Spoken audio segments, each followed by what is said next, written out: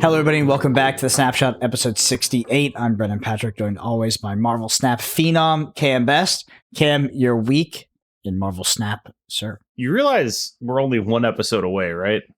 Oh, true. I had not considered this. I forgot that was your brand. I forgot 69 was the Cam brand. My week in Marvel Snap has been a bit confusing, I think, is how I would say. I feel like I've gotten to the point where I'm not sure how much I like the influence of specifically the deck Hela on the metagame. But we've also gotten to the point where like Hela is not like the best combo deck. It's just the one that's the hardest to interact with. It'll lose to something like Mr. Negative. It'll lose to something like Living Tribunal. There are other combo decks to play. And so I do feel like, yeah, I could play a normal game of Marvel Snap now.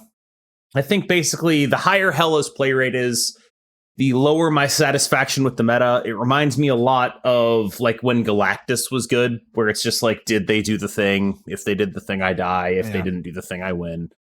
And that's not really what I like in my games, but I get that there's an appeal for some people. I also think that this is like a layered conversation because there's just like a bunch of fun, enjoyable mid-range decks, but they all take like 8 Series 5 cards, whereas Hela takes like 1.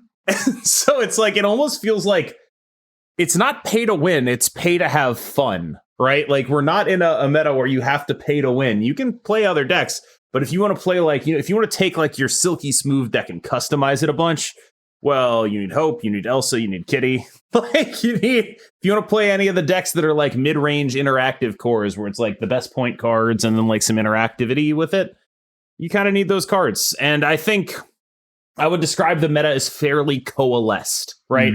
It's open, but it's coalesced. And what I mean by that is the dominant strategies you're going to see are Kitty, Angela strategies in the mid-range points variety, right? Those are the things you're going to have to be prepared to beat there. And then there's like the various combo decks, Phoenix Force, Hela, Living Tribunal, Mr. Negative. Those are the things you're going to have to be prepared to beat there. And then there's just like a bunch of other stuff that you can play. Like I was playing Clog, right? I was playing Mill. You can play other stuff. I don't think the best decks are so far and above beyond what, like, just generally the strength of a random pile of cards is, that we're in, like, a prohibitive, if you match up into this, you're just always going to die kind of situation. But at the same time, the meta is definitely polarized matchup-wise. Like, if you've chosen to play, a lot of the combo decks have similar matchup spreads. A lot of the mid-range decks have similar matchup spreads. And so it's just like different flavors of similar stuff. Sorry, that was like a long ass monologue. So full disclosure, I will say Brendan's a little bit sick and he told me I would have to monologue a bit today. Yeah, I'm sick as so fuck. expect some Cam rants. Yeah, I was telling Cam, I usually get like, I'll get like a cold like once or 2 times a year. And I haven't been sick in like, God, a long time. But now I think I actually have like a chest infection.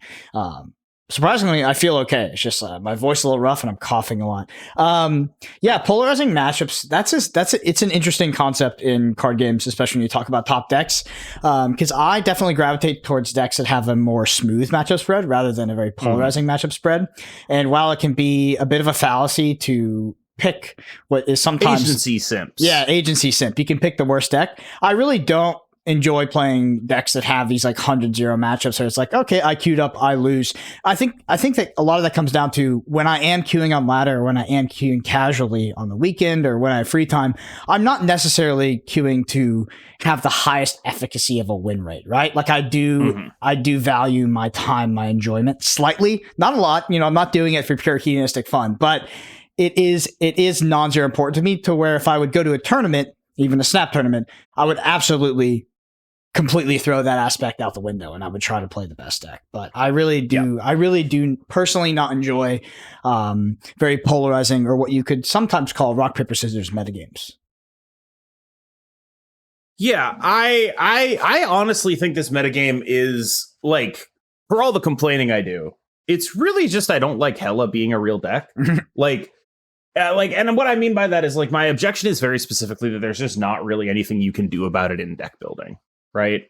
Like you don't have the option to say, I'm going to tech my deck for Hela. Yeah. You just have to play a totally different deck. Right. And that is, I think, really bad in terms of dynamics you want your game to have, because it's like, if people come to me, they're like, okay, I want to beat this thing. All I could tell them is, well, go play a totally different deck. Go play Living Tribunal. Go play Mr. Negative. Then you'll beat it, right? There's no way to get like a 5% edge on it. You either lose to it 70% of the time or beat it 70% of the time. And I think that's not good.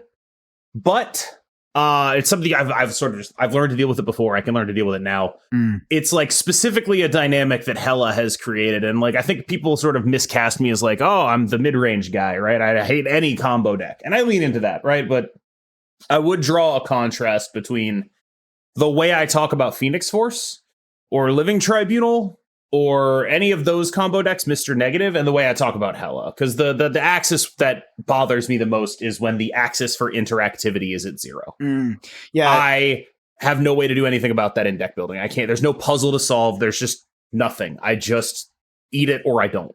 Yeah, so there's an interesting conversation going on there, which is, you say there's nothing you can do about it in deck building, which I think is where the big sort of logic lapse happens, or not logic lapse, but there is a bit of a lapse there. It's like, I think that combo decks are okay when you can make minus EV deck building decisions to tech against them in a somewhat reasonable way. But when you actually take that agency out as well, that's when combo decks are, in my opinion, toxic. So combo decks can inherently, let's say solitaire-esque combo decks, right? Combo decks that are fundamentally trying to be uninteractive. Yes, they are pretty zero-sum in terms of fun. One player might not have that much fun. And yeah, some people are really against that in card games. Some people think that the fun should be split 50-50 and that we should all be here for a good time.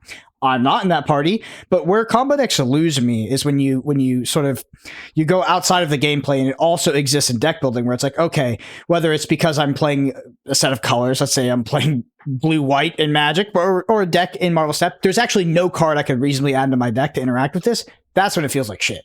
That's when it's like, okay. Because then it becomes not fun. I'm all for non-interactive solitaire-esque combo decks where it's like, okay, I could go add debris into my deck and I'm going to beat these Galactus players or something like that. Yeah, and there's not even that for Hela. Like, that wasn't even a good answer to Galactus, but it existed, right? Yeah. And with Hela, it's not even like, oh, I can cope an answer, right? Because you're like, oh, I'm going to cope my answer. My cope answer is I'm going to cope, put an Alioth or a Cosmo in the deck, right?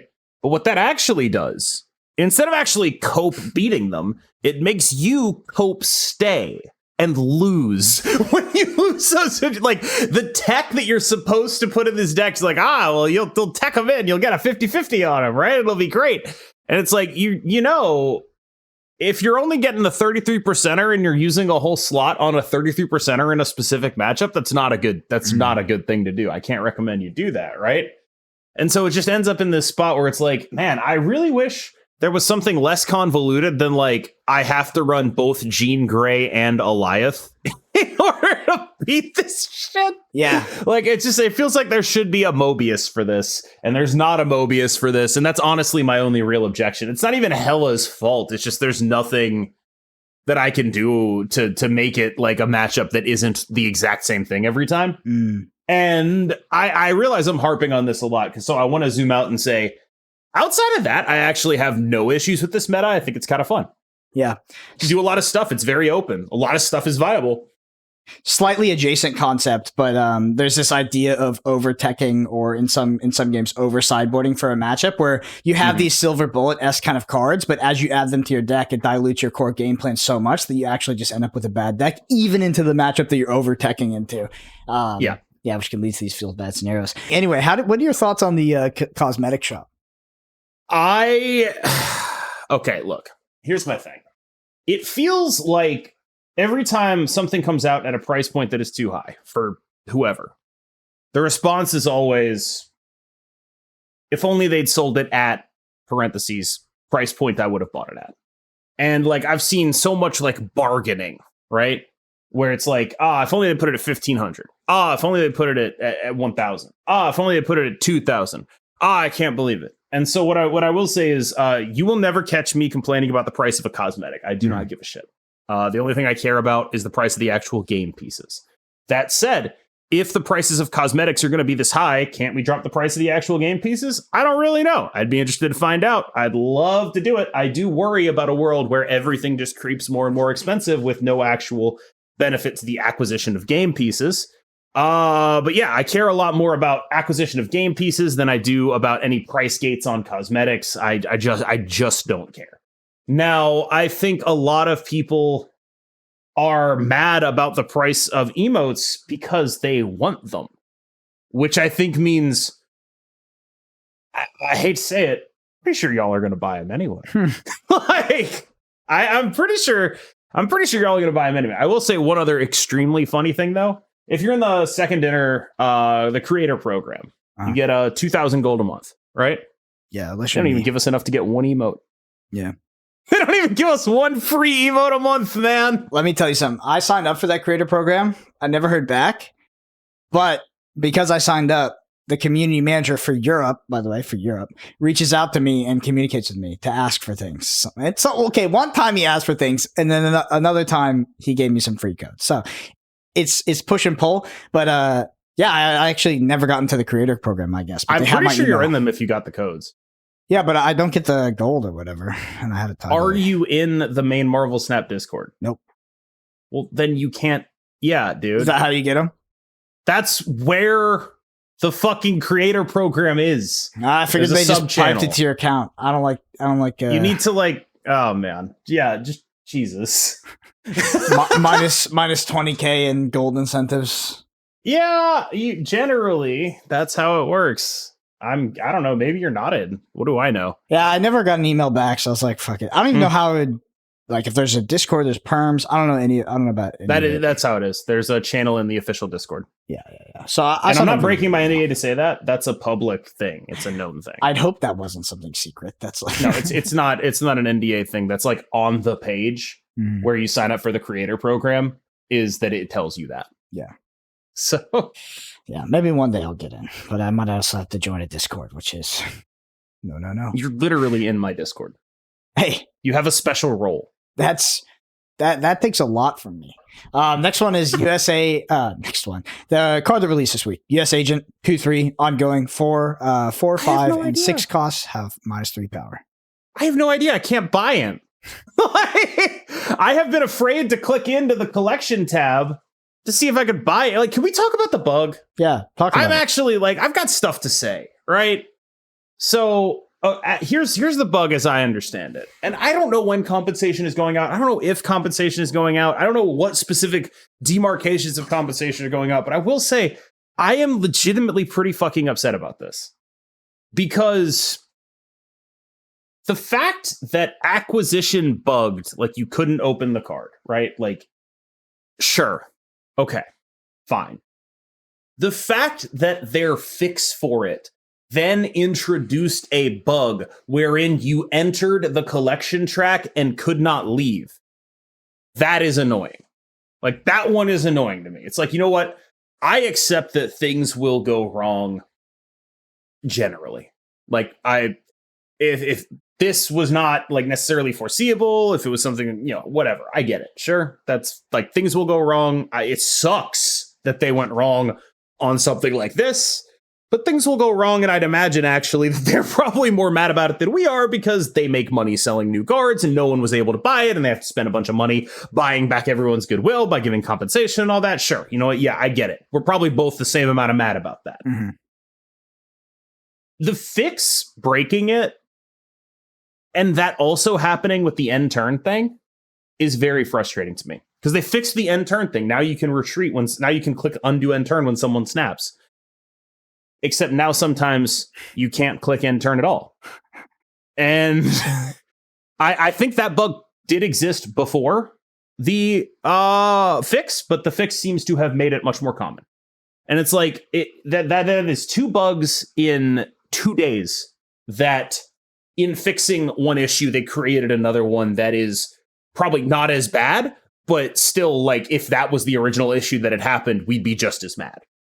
Well, this just in, Second Dinner is hiring for a senior software engineer, live operations, comp 120, 200K. So if anybody wants to, I mean, Lord knows I'm qualified to do that.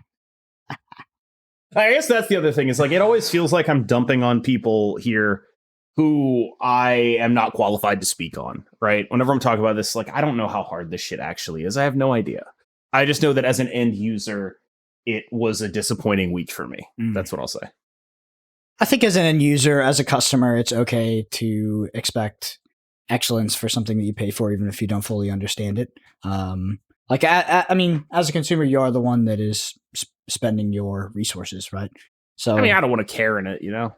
yeah, I think you should be understanding, but at the same time, there's a level of quality I know that they aspire to service, but you as a customer, I think, can also expect that. But yeah, there was also like just this weird, like the other thing they did that they fixed that like introduced a bug after they fixed was like there were people who had spent like 2 boxes before the fix that were then reset to 0 out of 4 in terms of getting to US agent. So like their pity got reset, but their boxes didn't get refunded.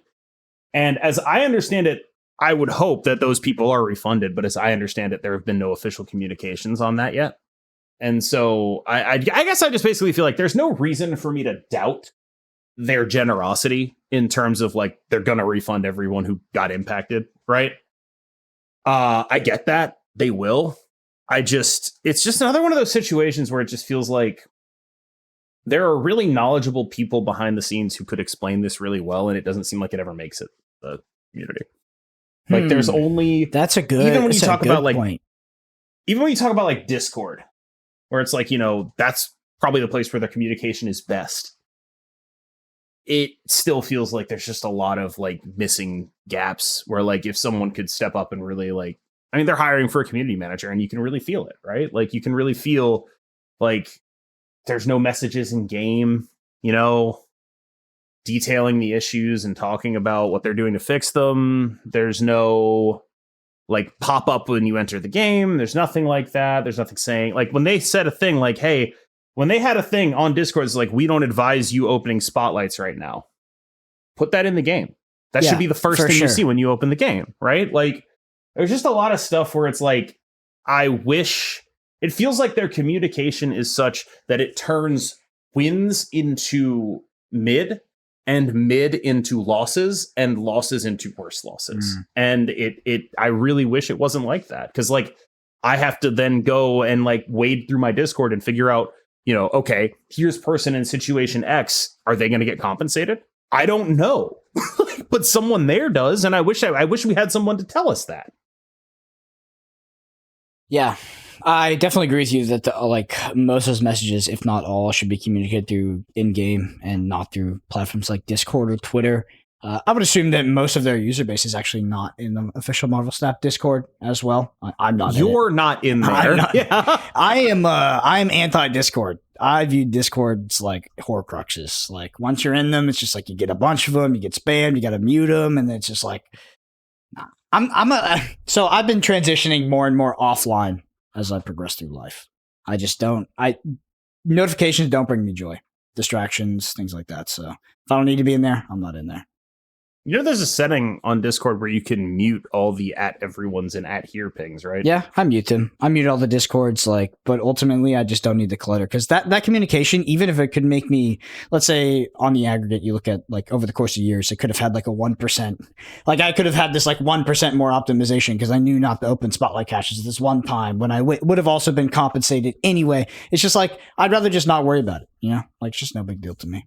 I don't like being in Discords, being in chats, being on Twitter. Like, I'm getting old, bro.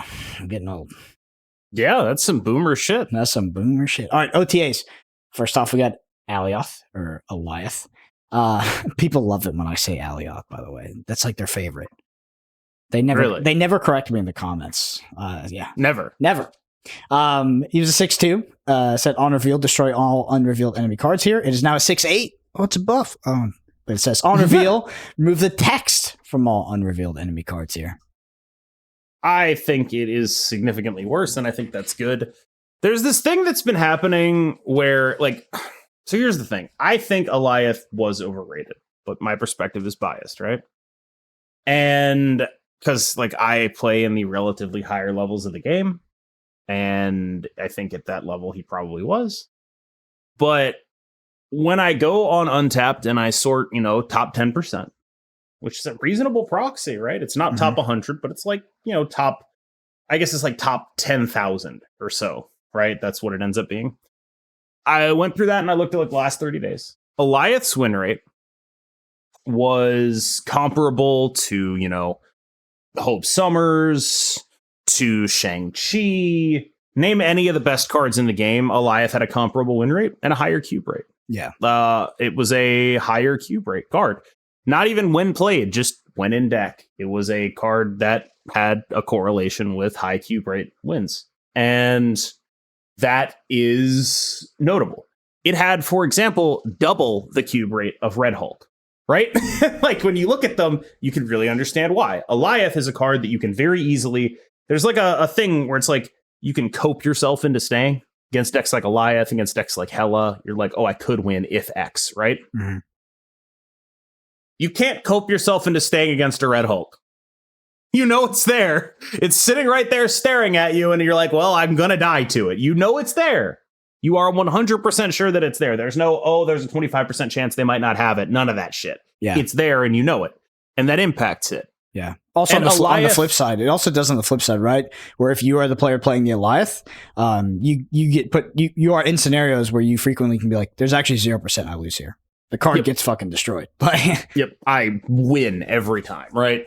And that kind of certainty, I feel like, does make it a nerf target that is viable when it has numbers as good as it did. Mm-hmm. So if a card has excellent numbers, everyone hates it. And that's like, I can't think of a better reason to nerf it, right? If a card has excellent numbers and everyone hates it. Well, everyone is, that's a stretch. That's actually just so weird. Because like, you're right. It's not everyone, right? Alioth got nerfed and everyone was mad as hell. And I was shocked.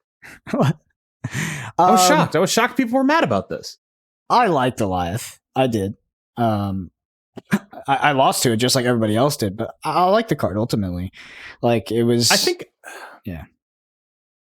think there's this thing that happened where people started thinking about Alioth like it was a card only noobs would ever lose to, right?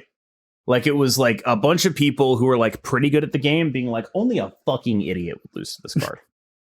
And I think that's just sort of like demonstrably not true. And so I think people are like, oh, they nerfed it because people cried too much. And it's like, no, it had like 25%. It was in 25% of decks. And it had a 52% win rate and a 0.17 cube rate, which is comparable to Red Hulk in win rate with double the cube rate. That seems nerfable to me. Like, I'm sorry. Yeah, Nate Shot didn't even tweet about it.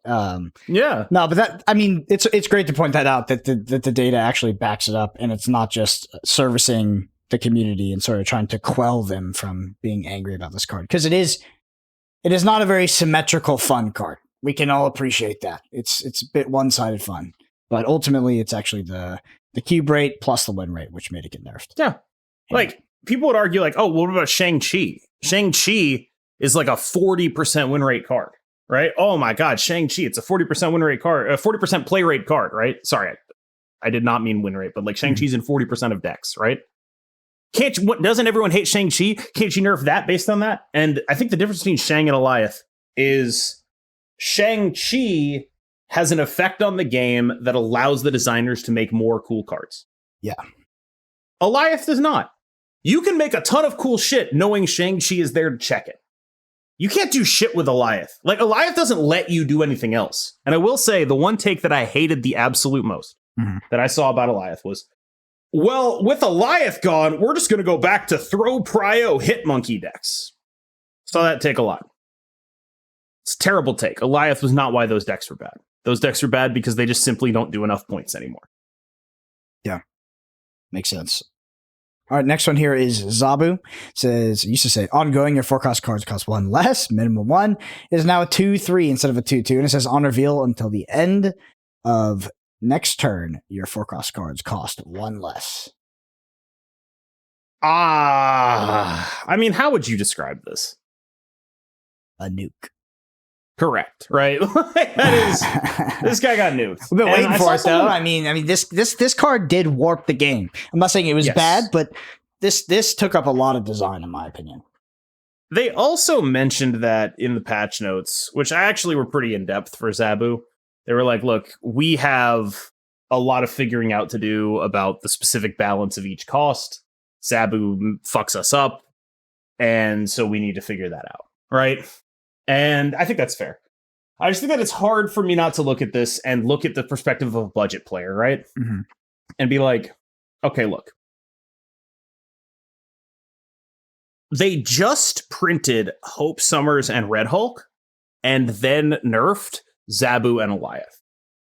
And I think those are pretty analogous cards, right? Like, one is the mid-range engine, one is the top end slam this and you win a lane, and now suddenly I have to go buy both of those cards.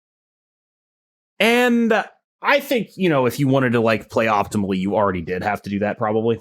But I certainly feel as though it wasn't necessary to like add insult to injury by obliterating them, right? At any time other than right now, I would have been like, yeah, this is a great thing. I'm glad you did it. Great timing. Great job. Great nerf. I'm glad you nuked him. But now it's just like, it feels like kicking the poor cat while he's down. Yeah. And that's going to keep happening. I think as long as their monetization strategy and team is not aligned with their balance team, it's just, you're going to end up in these organic situations that make it feel like you're doing something nefarious. And I actually don't think they are. I genuinely don't. And this is a nerf that I would have championed. And I probably, honestly, at this point, I'm still going to fucking champion it because this card was... It's a good job. This card was limiting design. I don't care what you say. This card was limiting design. And it, maybe it gets reverted eventually. But at this state, it was just... it completely changed the dynamic of 3-cost, 4-cost cards, turn structures, etc. And now it feels like the game's going to be completely different without it. That even if the meta decks don't drastically change, it is a huge shift in the dynamic of Marvel Snap. So I'm happy for it, but yeah, and I legitimately don't think they did this on purpose, but things do coalesce, and now we're here where it's like, I don't know. You're incentivized to spend more money, so it seems. I think the question is, I think how much, when you consider the underlying factors, all right, let me just run through them, right? One, when they make new cards, they have to be like rares or mythics, to use MTG terminology. Yep. They got to be at the very least exciting. And if they can be good, that's a big part of being exciting, is being good, right? Like, to my mind, the perfect card for them to make every time is Grandmaster, where it looks super awesome and tricks a bunch of people into thinking it's good, so people buy it, but it also isn't broken, so it never breaks your game. But they can't all be Grandmasters, right? You gotta have some actually good cards in there, right? And so when you have your baseline of, we need every new card to be exciting and good, every new card to at least, if not explore new design space, do something unique and fun and powerful, I worry that baseline will continue to create bad feelings no matter what. Mm-hmm. Like, just the like whether or not, they nerf Zabu or whatever, people were already feeling this way, like, oh, Hope comes out, now I have to get that. That's the new Zabu. You know what I mean? Yeah. And I guess I just don't know how avoidable that bad feeling is. It's avoidable if the game is free to play. Yeah, if they gave you every card for free, yeah, sure. Yeah. It's weird. I've been, I've played a bit of Flesh and Blood and Lorcana Online, which have free third-party clients, just in the background for a while now. And I've kind of gotten used to it, this idea that you can just kind of try out anything you want to try out. You can switch the deck, and then ultimately it doesn't matter because those games are played in paper, and anything you do competitive is going to be in paper. But when you go back to a monetized system like Marvel Snap, it just feels like there's so many obstacles between me and the game experience. And that sucks. There's this inherent tension between the consumer who wants to play the game and the publisher who needs to make money, both to support the game, but also wants to make money. So it's like our values in a sense are almost incongruent, but we try to find this middle ground to where it all works out. And I personally believe that is true of you and every company. Mm-hmm. Your values are diametrically opposed. Your incentives are diametrically opposed, right? That is the base. And this is also true of, you and your employer, right? Mm-hmm. They want to pay you as little as they can. That would make you happy, right? This is going to be a revelation to some people that the employer doesn't have your best interest in mind. Right. Go read some Karl Marx, get back to me. No, but genuinely, like, this is how our system operates, right? Like, that is what our economic system is interests in opposition. And the idea is that those interests in opposition will naturally coalesce at the right point. Yeah. A point of optimization for price points, right? And that is, whether or not you think that's good or not, that's how it is, unfortunately. Yeah, it's very idealistic, and I think you end up far away from the sort of, I don't know, the optimal point, and you get this asymmetry between the relationship, and it's just tough. Like, and I think that's what we end up. That's where we are in Marvel Snap. Is that, again, going back to our core concept of our issues with monetization in this game? It's like we want the game to be constantly changing. We think it's the best feature of the game is that the game is constantly changing. We constantly get new cards. Cards are reworked. OTAs. Like, it is the most interesting card game out there on a week to week basis, but. Whether it's this price point where we're at right now, or even a price point that could be 50%, 75% less, it is not working congruently with that system, right? That system where we have the constantly evolving game. And yeah. Right. I guess my point is, like, I don't think that there is such a thing as a world where nobody is complaining about the price of a card game. Yeah. Because the interests are fundamentally in opposition, and they're never going to be free. Like, there's always going to be someone who says this is too much for me. That's how it works, right? The equilibrium point for one person is not the equilibrium point for everyone. It's just the most optimal, keep X amount of people on that pay Y amount of money, right? Mm-hmm. And that is unfortunate. But I guess my thing is, like, there's never not going to be someone complaining, but I don't think that means those complaints cannot be taken as valid. Yeah.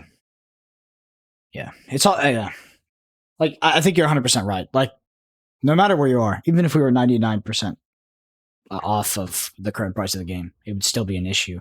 But it's like, where does the true equilibrium point lie to where there is the least amount of tension between the consumer, the player, and then fundamentally the game experience, which is why we're all here.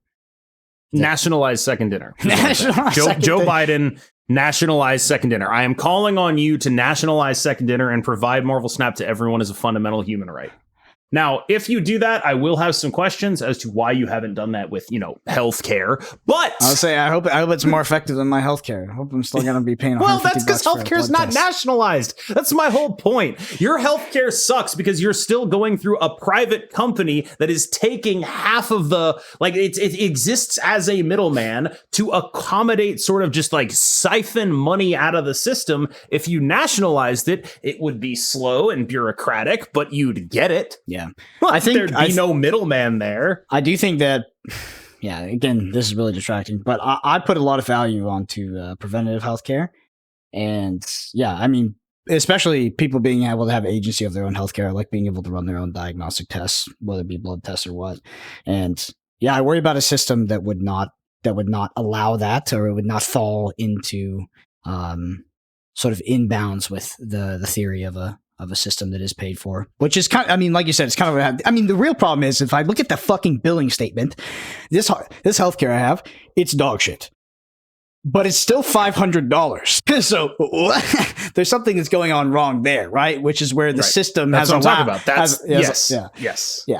Because I'm okay like if it's trash and it costs nothing, like, that's one thing. But when it's also prohibitively expensive, plus it's garbage, it's like, yep.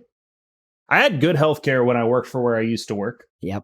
I got a surgery on my shoulder. Yep. That was like $6,000. I paid like $100 out of pocket. It was awesome. And now, unfortunately, I think I need the same surgery on my other shoulder, and I'm probably not going to get it. I can't afford that. Yeah. Anyway, on the Sandman, 5-4 says used to say ongoing. Players can only play one card a turn. Now it's a 5-7. But it says on reveal, players can only play one card next turn. Sandman here goes from being an archetype unto himself and a fairly underperforming and bad archetype to a tech card. And I think that's I can't think of any other card that has gone through that transition where previously this was this build around card. Now it is a slot in for specific matchups. I actually think 5/7 Sandman's a good card. This might not be the metagame for it. There's just kind of a lot of combo decks that don't really care. But I can totally understand this being a good card. And I can even comprehend this as a buff. It's just like people who were originally building around Sandman and like Electro Sandman. Now that doesn't work anymore, right? And so there is something to be said for like this being a buff or this being a nerf. Personally, I think it's more likely now that Sandman sees play in a tier 1 deck. Yeah. But I do not...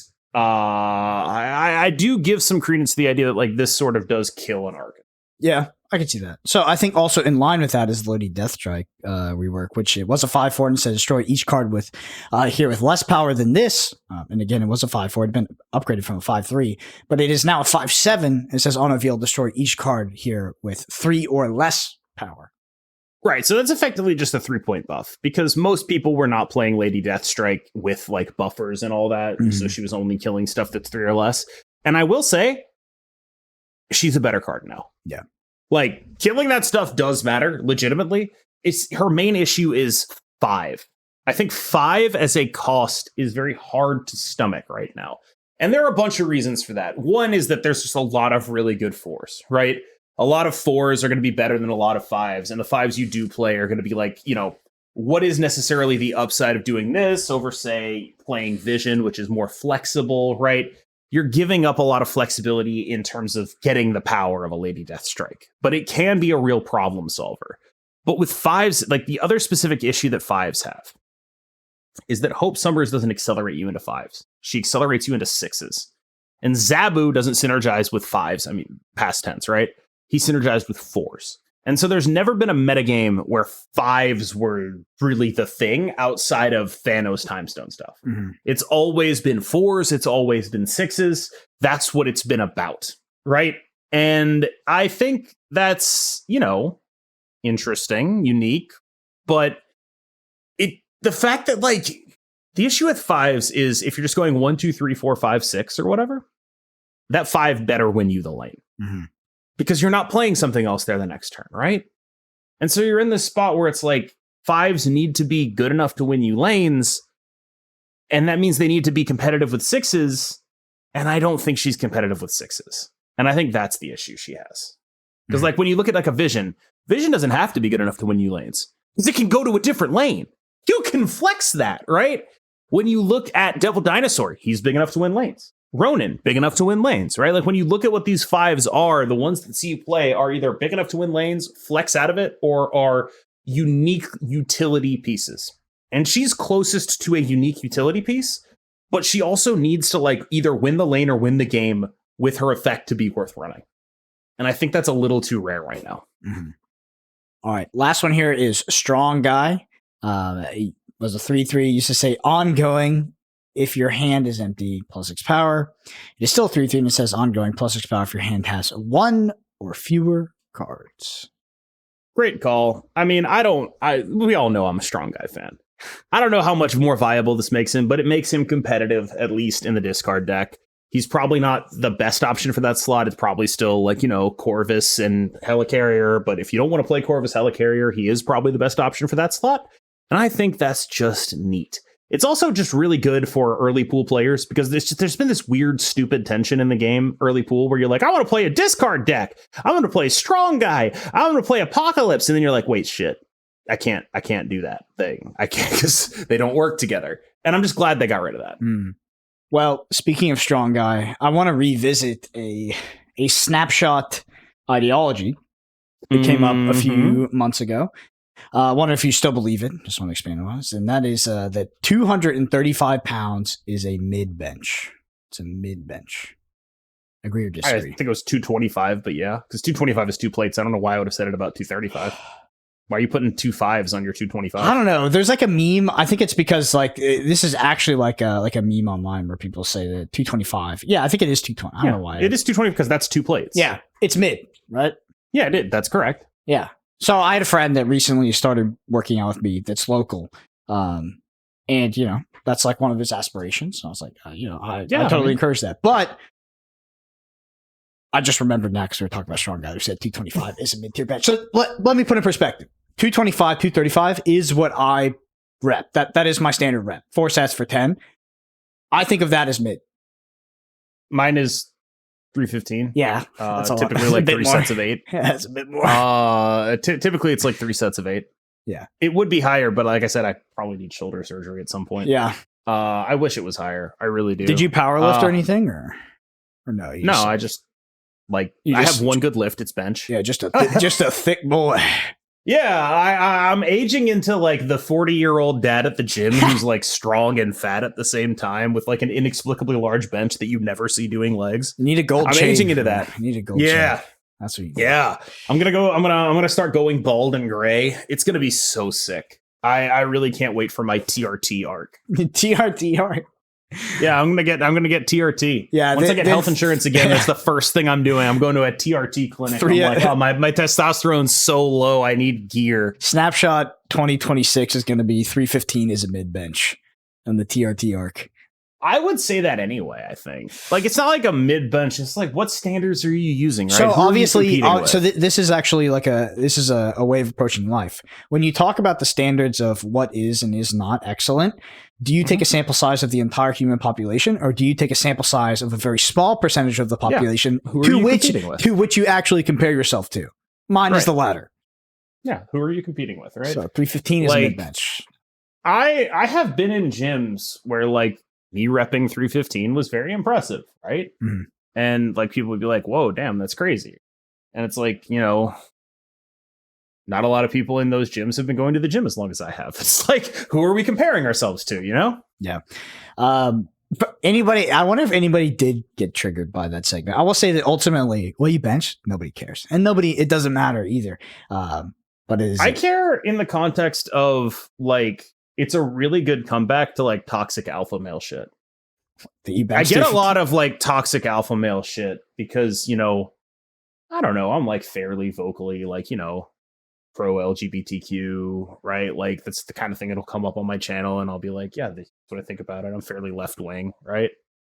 And so there's always like sort of challenges to your masculinity when you act like that. And it's just very easy for me to be like, you don't get to challenge my masculinity if I'm stronger than you. Shut the fuck up. Like, it's a very easy rebuttal to what is ultimately like a very stupid argument, but it's the kind of argument that like engages on their terms and sort of closes the door. Yeah, I'm actually pretty keen for that TRT arc. I'd like to see that. Well, help me get health insurance, buddy. I can that shit. I can refer you to what I have, which you can get for the low price of $500. You will get rejected by every local doctor. You can't see specialists. Your blood tests will pretty much cost more than they would out of pocket. And you're like, why wouldn't I pay out of pocket? No, don't do that. And can't wait. Yeah, no preventative. Yeah, it'll be great. But fuck, I don't even know, bro. Like, I don't know. I'm sorry. Hey, people are looking at me like this podcast is particularly unhinged. It's just like, as you circle around to the tax time, you start to realize that like, I have to donate all this money and the system just kind of fucks me. And it just crystallizes it for you. I'm surprised because normally I like going off topic. I don't give a shit, right? But you're normally like very like, no, we got to talk about stuff. And today you're with me on the island of irrelevancy. You're just like, yeah, dude, let's just talk shit. We're just hanging out now. Like this is just like we've regressed. We used to be an actual podcast, and now we're just two white dudes talking about our life. Pretty much. You might sneak in a little bit of Marvel Snap. Cam on Twitter recently, somebody asked him if he had like listened to Arsenal Pass something, which is my fab podcast, and he's like something. Somebody asked him if he listened to this or the Snapshot, and I was like, oh, it was Scott Mine. Somebody told me, like, have you listened to Snapshot? Scott was like, I actually do thumbnails for them. And I was like, yes, but have you listened to 8 Cubes? It's kind of like the Snapshot, but they actually talk about Marvel Snap. Yeah. Occasionally. No, because I tagged him. Like, after Scott said that, I was like, hey, Scott, have you ever heard of Arsenal Pass? Yeah. That was how you ended up there. You're welcome. It's true. If you're looking for Marvel Snap, 8 Cubes. All right. Ben and Snap, this is our listener question section. If you want to get your question read out, you can choose to comment on YouTube. Did see a hilarious YouTube comment last week and say, this is my favorite 32-minute intro podcast because the way we do timestamps, it's like intro, 30 minutes, 40 minutes, Ben and Snap. Main topic. Intro, 5 minutes. Max Holloway, 35 minutes. Dude, this week it's just going to be intro, and then like 15 minutes skip, if not.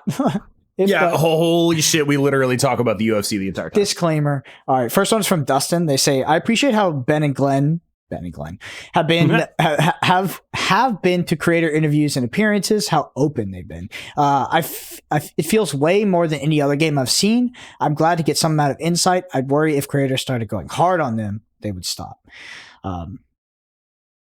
I wonder about that too, but I actually think I have been. I'm trying to figure out how to say this without breaching the creator NDA, but I feel like I've definitely been kind of a pain in the ass. Let me put it that way. I will say I feel like I have definitely taken some tacks and been willing to address things in certain ways and done some things that,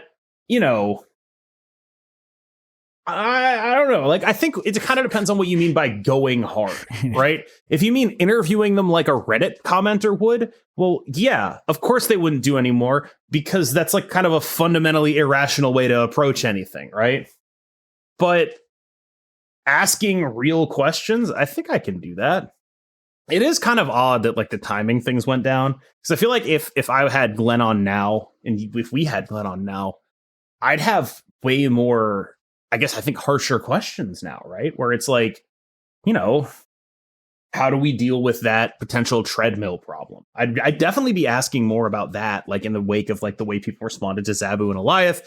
How do you make people feel like their purchases have value? How do you balance the fact that new cards need to be exciting and powerful with the fact that like people have invested in these other cards that these new cards may be replacing in terms of archetype? How do you keep consumer confidence in their purchases, not just by making sure that what they got stays what they got, but by not power creeping it? What degree of it is acceptable? It's like Zabu had been around for a year and a half, right? Mm-hmm. Like at what point is it okay to be like, all right, we're sick of this guy. We need to make a new thing. I have always wondered about that stuff. Yeah. And I think it just wasn't very close to my mind when we had him on. But now in the wake of it, like just based on, things that have happened in the intervening time, I would definitely want to know the answer to that. I think those are actually reasonable questions. Some questions that people want us to ask. I do too. Some questions that people might ask Glenn, which I don't think are appropriate and they don't get you anywhere, is assuming that, asking questions that presuppose the idea that he has any sort of control over the monetization team, which is like, right. That's the exact thing we specifically avoided, right? Yeah. We know what Glenn is in charge of. We know exactly what his job is. And so we're not going to ask him questions that are like, why game so expensive? Yeah, that's not his job to control. He doesn't do that, right? Like, why game so expensive? He's not the right guy to ask, right? If you want to go hard on someone for that, actually, Steven Jarrett did an interview with Lauren. I saw that. Lauren whatevs. Like, if you want to go hard at someone, go at Steven, right? Like, I think I have nothing but commendations for the way Glenn Jones interacts with the community. Yeah, I think that is basically where I'm at. He's very patient, but he's also, I feel like this is how it comes out to me when we speak to him on the podcast. He seems very honest. Like, he gives us very, very honest answers. I think to the extent where, sometimes it begs more questions where, and, they might not even be the best questions. Like, he did talk a bit about power and like new cards need to be impactful and inciting. And that butts up a lot against a lot of the monetization theory that's behind the game. But that is the honest answer, is that they're trying to make interesting, powerful cards. And they're trying to make the game fun, fresh, new. And I'm happy that he answers it in a way that might lead to some questions that are a bit harder. Like, I'm happy that he does that rather than having a bit more of a caged answer that's just like, that doesn't lead us down the monetization path. So he comes off as super honest when he comes on the podcast. I think what I appreciate about Glenn generally is if you challenge him on something and he thinks he's right, he will dig in. Mm-hmm. Like if you approach him with a question that is like just flawed from the premise, right? He will be like, that is absolutely flawed. you cannot start there, right? Like the Adam Warlock thing is a great example where like the guy writes a 2-paragraph thing. He's like, Adam Warlock, it was terrible, it was nerfed. And he's like, the whole thing here is wrong. Mm-hmm. Like he will stand on business in a way that I genuinely do appreciate. Yeah. But I mean, you and I have different tolerance for developers saying what they mean, I think. I think I'm a lot more tolerant in general of that stuff. I'm pretty tolerant. There's just one thing on the internet that irritates me. And that's people saying there are these kind of like do as I say, not as I do kind of people. Or it's just like, it's not a type of person. I wouldn't assign that as a persona. But whenever you ask people to behave in a way and then you don't on the back end, like it does frustrate me because I think that that's kind of what's fundamentally wrong with a lot of these discussions is that people are not holding themselves accountable to the same way they hold everybody else. And at least it's like incongruence. And yeah, I mean, honestly, not a lot of things irritate me and I don't take too many things seriously, but that leads to a lot of friction. And basically what Cam's alluding to is that there was one time a developer in Flesh and Blood was kind of trolling the community a bit. It was, and as a total outsider, objectively funny. Objectively a funny joke. Yeah, which I think is fine. Like, I think that the jokes are fine and stuff. But it was also off the back of, like, you know, people are so negative toward, like, people are negative about this. They're like, they're mean to me and things like that. And then he immediately goes back and cracks back. It's like, I don't think this is leading to the most positive discourse. Also, and for that guy, there's nothing else that hurts him more is that when people accuse him of not caring.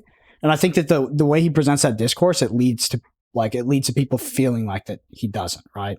Even when it's a joke, it's like it leads to this friction where it's like it can be so out of touch because it is hyperbolic with the intention of being comedic that it makes people feel like they don't care. And I don't think that that's achieving what they're trying to achieve. I agree that it's not achieving what they're trying to achieve, but I think it's because there's this double standard being held between banter within a community and banter from a game to its players, right? And this is the same thing. Like, I see this a lot in Snap right now. There's like people who are actually mad that they did a 3x value. Oh, really? Right? Yeah. And it's just like, I don't know how to tell you that jokes can be funny. like there's stuff like that where it's just like, I don't know how to tell you that like people are like, how dare they make a 3x value meme while still selling bad bundles? And it's like, what the fuck are you talking about? This game would be worse if they were less in touch with the community. You're saying the game would be better if they were like, let's just play it safe every time? Is that what you seriously want? Because it feels like what happens with these game companies is consumers yell at them until they turn into bland, faceless corporate entities. And I fucking hate it. I fucking hate every time a company shows a little bit of personality, or a representative of company shows a little bit of personality, it suddenly becomes, oh, well, that's just not right. The right way to talk to your customers. Just like, fuck you, man. Like I hate that. You can't deny these people their right to be a human because they work for a company that sells you shit. And like that is something that really, really, really legitimately bothers me, where it's like, what? So like one developer is like, this is pretty funny. Let's put in a 3x value joke. Let's make the Darkhawk look all sad and hold a little deflated 3x value banner. Let's make fun of us for doing that. Like we haven't, like, let's make fun of ourselves. Okay. And then it's like, well, you can't actually make fun of yourself until you lower prices. It's like, what the fuck are you talking about? It would be nice if they lowered prices though. I mean, don't get me wrong, but those are not the same issue. It would be great if they lowered prices. I would love if they lowered prices. I think the more the prices are lowered, the more the game can grow. I get it, right? But like shit like that, or like when Kent Eric did the purple emoji, fart cloud emoji, and people were like, he's laughing in our face, and it's like, I just don't. I hate the culture that removes game developers from being gamers. Like if your friend or someone in a Discord did that, you'd be like, Lamau. But since it's the developer, you have to take it super fucking seriously all the time, and you can't be a human in your public facing job. And it bugs the shit out of me. It really does. My adjacent almost completely not related point is that I think that if you want to see change in a community or in a set of behaviors, that you should be the example to that change rather than holding people up to a standard to which you did not hold yourself. And of course, we're talking about like internet talk that gets convoluted as jest versus seriousness, but ultimately, I believe that Yeah, if you're gonna complain about everybody else, like just set the example, and that's like right. And like this is like getting too in the weeds, but like one of the accounts I saw complaining about the 3x value is like one of the biggest shit posters on Marvel Snap Twitter. And it's like, I think I know that's that you. Is. I'm not even on Twitter anymore, and I think I know who that is. Like that's you. Like if your brand is making jokes, I don't think you can get mad when someone makes a joke. I don't buy it, right? Yeah. And I guess I feel so strongly about this because it's like sometimes I feel like I can't make the jokes that I want. Yeah, you know what I mean? I 100% feel like that. Like it's not like there's a lot of jokes. There's not like a lot of like, weird inside jokes that we'd like to say, but I definitely temper some things I say because if I say it on the internet where the person who's going to judge me for it they're not present. It's not a live conversation. They get it and they interpret it in a way ad hoc that is not the way it was intended partly because of how I said it. Like, I now have to take responsibility for the ramifications of that. And sometimes it's worth it, right? Because sometimes you can just tell them to get fucked. It's like, okay, clearly I didn't mean that, whatever. But sometimes it is my fault because it's like, okay, I did not say that the way I should have. That's not what I mean. And it's like, now you got to have this like post discussion with someone who's not interested in having a discussion. And it's hard. It reminds me of like when I was talking about Hella, right? Like someone got the impression like second or third hand that I hated anyone who played Hella. And it's like, not only did I never say that. Yeah. Like it's like, I have to be so responsible that I can't even say something that where what I mean isn't the thing they're saying. It can't even be interpreted that way. Yeah. And I guess like I have this fear where like one day I'll go like purple emoji fart cloud and everyone will be like, how fucking dare you? You have all the cards in the game. What do you know about the struggles of the common man? You know what I mean? It's just like, I like, dude, there's nothing there's nothing that encapsulates content creation more. The bad side of content creation. There's nothing that encapsulates it more than having to defend positions that you don't hold. That is like the worst part about content creation. And it happens all the fucking time. It's like you get put on blast for things that you, one, didn't say sometimes, two, didn't mean. And it's just like, I don't even hold that position, but the people, they come at you personally too. So it's like, am I defending that? Am I defending this? It's like, that is definitely the worst part of it, is you often defend positions which you don't hold. Or you're just accused of them. Anyway, next one is from Seamus. They say, regarding the discussion about Red Guardian, do either of you believe that given time, there would be some mechanics that allow more agency during in-game decisions? Mechanics like Discover and Hearthstone. That's funny, the agency and Discover are together. Or allowing you to choose what cards to interact with on your opponent's side of the battlefield seems somewhat incapable as a design space as the game expands. Amazing podcast. Keep up the great work. Lean into the tangents. It's what makes a podcast great. Be careful what you wish for, Seamus. First of all, let's lead into a tangent. Seamus, how's that spelled? Seamus. Seamus? Is that actually Seamus? Yes. Bro, what? That's how you. What? Yes. Where does the H come from? It's Irish. There's this bunch of like they show up in random places. That's how you spell Seamus in Ireland, for sure. Oh man. Yeah. I was wondering the whole time. Yeah. Second of all, you live and you learn. Yeah. Second of all, so what was the question again? I got distracted by Seamus. Do you either believe that given time they'd allow more mechanics, targets, or agency? So doing shit on your opponent's side of the battlefield, or like I do, but not that. Like they're not ever going to put targeting in the game. What about Discover and Hearthstone? No, Marvel they're Snap? Not. Like again, they're not. It's not going to be choices, right? When you want to look at like a mechanic that could get in the game, it's like the Howard thing, or like you tap it and something happens, right? Like Nico's kind of like Discover. Nico is like Discover, right? Like, but like it won't ever be like there are 3 options, pick one, right? It probably won't even ever be like target a card on your opponent's side of the board. They don't want the game to be like that. It's a mobile first card game. The effects are on the cards. There is no second thing you have to click. Like when you look at Nico, the effect is on the card. You don't click another thing. She auto triggers. There's no like play her, then click something. There's no drag her to a place. There's none of that, right? And there are millions of ways to implement that. We've seen those kind of mechanics in tons of other games, and they specifically went away from them here. I cannot imagine they would want to do that. Yeah. In regards to moving your opponent's thing, I think just logically it doesn't make any sense because the turns are symmetric. So your opponent would be moving at the same time. There's no feedback to whether the location is full, what is moving, are they moving the target you're moving. So I think it just technically doesn't work. With symmetric turns. All right, next one's from Bartosz, which, by the way, I can pronounce, and I'm pretty sure that's Polish. And so, I got -1 on Seamus, but +1 on Bartosz. Okay. Said the interview with Glenn was very interesting for me, and I'm thankful that you guys have access to the inside workings of SD. I had a very strange feeling, however, seeing a lot of 8 cubes in a snapshot. It seemed to me that maybe SD somehow cares less about the balance than the serious content creators such as yourselves. The answers Glenn provided were strange. I feel like sometimes they introduce new cards with limited internal testing, ... just for fun. Is this okay? Are we the bad guys? Question mark. Yes, we are the bad guys. We definitely do care about balance more than they do. Yeah. Right?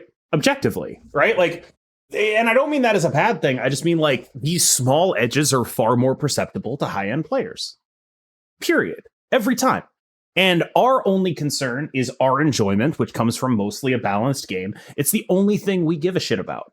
Right? Their concern is this card selling well? Is this exciting? Will people want to get this card? What happens if people don't want to get this card? Their concerns are, how does this impact the majority of players? Our concerns are, how does this impact the 1%? We are absolutely the bad guys here. We absolutely care more about balance than they do.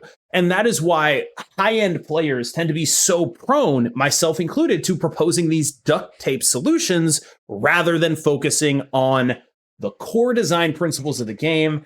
Like it's so much easier to convince a high level player to just be like, just take the stones off of just take the Mockingbird interaction out of Thanos. It'll be fine. Right. It's so easy to convince.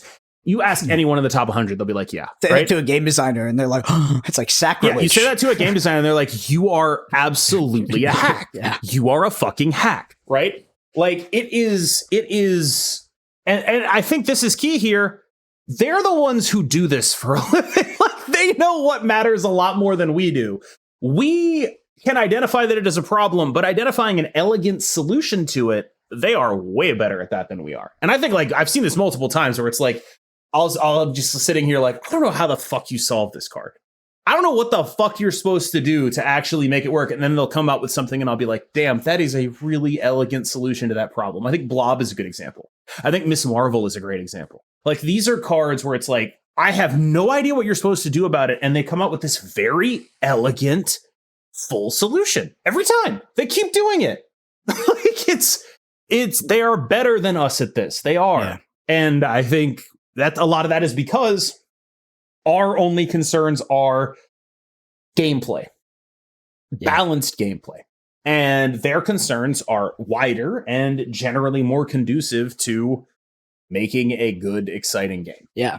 And also our concerns, like we're focused on balance right now, not balance in 5 years, which is like, you got to think like that's like when you suggest a change like that to Mockingbird, it's the reason it's borderline so offensive to Glenn is like Glenn has to balance these cards in a way that they can like he has to perceive problems that don't exist yet. And that's like a nearly impossible thing to do. He's got to perceive putting new text on cards, new interactions on cards that name other cards. Like it is so complex and they have to do it in a succinct way so that it can scale into that 2, 3, 4, 5 years, 10 years. Cause like you see, like if you look at the early designs of Magic the Gathering, like they had to rework a lot of that shit. Like it was like, cause the framework was not strong enough to, eventually when the comprehensive rules came out, the framework was just not there in the beginning, but it wasn't intended to be at the same time. Game designers, or at least card designers, don't really make those problems anymore. Ideally, they design for scale from the beginning. And that's why you see like, yeah, we don't just add this ad hoc text onto Mockingbird to solve the situation right now. Might not be the situation in like 6 months either. Yeah. And also like when we talk about like, oh, they keep releasing broken cards, like what are we actually talking about? We're talking about a bunch of cards that were really good in Thanos. Are you sure that's about them releasing broken cards or about Thanos, right? Like, who is that actually about? Because I got to tell you, Mockingbird doesn't feel all that broken to me right now. You know what I mean? Feels good card, great card even, but it doesn't feel like, it doesn't feel all that broken to me right now, you know? Call Obsidian, not feeling all that broken to me right now. Like, these are cards where it's like, I get it. Like, it's a Thanos problem, but once they solved the Thanos problem, and I kind of think they did, suddenly a lot of their decisions are like, Like, when's the last actual fucked up card that was fucked up outside of Thanos? I don't know. Miss Marvel. Yeah, Maybe yeah, Hope yeah, Summers. yeah. It's Miss Marvel and Hope Summers, right? Yeah, Hope. And Hope isn't even that fucked up. She's just like a really good engine. Yeah, I'd say give me some more time on Hope but definitely Miss Marvel. Yeah. I mean, I think Hope is good enough that she'll become ubiquitous and ubiquitous enough that she might get nerfed. But like, Hope is probably the worst of the, like, you know, Shang, Jeff mid-range cohort where like those cards were there before Hope, will be there after Hope. She's just what they operate around now. Yeah. And so, like, when you look at like busted cards, like, again, what are we talking about? Is Red Hulk busted? Like, is that what we're talking about? We're saying like Red Hulk's messed up? Are we talking about old Blob? I could certainly see that, but that was, again, the Thanos deck, right? Like, what? Outside of like shit that goes in Thanos, it's like, you know, Miss Marvel was the last one. Yeah. And now that Thanos has been dealt with, I kind of wonder where it's like, you know, maybe they actually have changed some things. Maybe they actually are doing things appreciably better. I don't know. All right. Speaking of Thanos, next one's from Aura. They say Time Stone nerf was downright dirty. First, you can still get them randomly from Sanctuary 2, and it does nothing other than draw. Second, it only discounted Thanos for one turn before he goes back to 6 cost, which mean even to use Time Stone as intended, it has to be on turn 4 or turn 5. Time Stone should have discounted the leftmost card, and the discount should last till the end of the game. First part, yes. Second part, no. Time Stone should discount the leftmost card to make it more useful off of Sanctuary 2. I'm with you. Yeah. Second part, it should last to the end of the game. No, that's exactly the problem they're trying to solve. What they don't want is the stones all being spammable. Time Stone's nerf was a nerf, but it removed a bit of tension from the deck, where previously you're like, I need to save Time Stone for this, and having Time Stone just be like a flat thing that always does what it does, you're never punished for playing it, that's dumb and bad. I like what they did with it. I do. If they ever need to buff Thanos again, there's a million ways to do that. But I'm with you as far as the first part. Hit the leftmost card. So that's where Thanos is going to be. Totally. That seems cool to me. All right. Next. As far as the second part, I'm not with you at all. I think it's actually good that it's not spammable now. Next one's from Didymus. They say, for Ben and Snap, what if they made each season pass card show up in the spotlights the next month, even if it's the last week of the next month? You still get the advantage of playing with the card early if you buy the pass, but it is a little more free to play friendly. I don't think this would affect SD's bottom line that much. I mean, I don't think it would affect it at all, right? Like, I don't think that would do anything for anyone. I don't think, correct me if I'm wrong, is there like a massive contingent of free-to-play players who are still able to full roll on spotlights? Like, I don't know. That's a good question. I don't know either. Like, it strikes me as like the most, like, if I had to guess, I would say, like, you know, the largest sector of people who listen to this podcast are people who at least buy the battle pass. Yep. I wouldn't really know. I had a friend who didn't buy a battle pass one time. That was a mistake, and he paid greatly for that. Buying the battle pass and nothing else is probably the optimal way to play Marvel Snap. It's 3x, and it has been ever since the game came out. Yep. Like, I remember thinking and being like, you know, the diminishing returns on spending anything else other than the battle pass are immense. You get such value from the battle pass, and then such little value from every other way of spending that you can possibly do in the entire game. Like, it is so much better value. Is it like 10x? It's probably not 10x, but it's like 5x your money's worth each time you buy a battle pass. And it is, nothing else in this game is 5x. Nothing else is even close. Yeah, 3x at best. All right.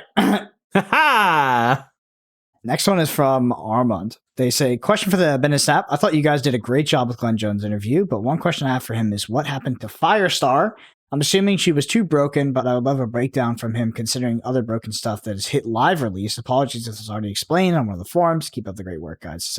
Been listening since episode 1. Actually has. This person comments on almost every single episode. We're never going to know.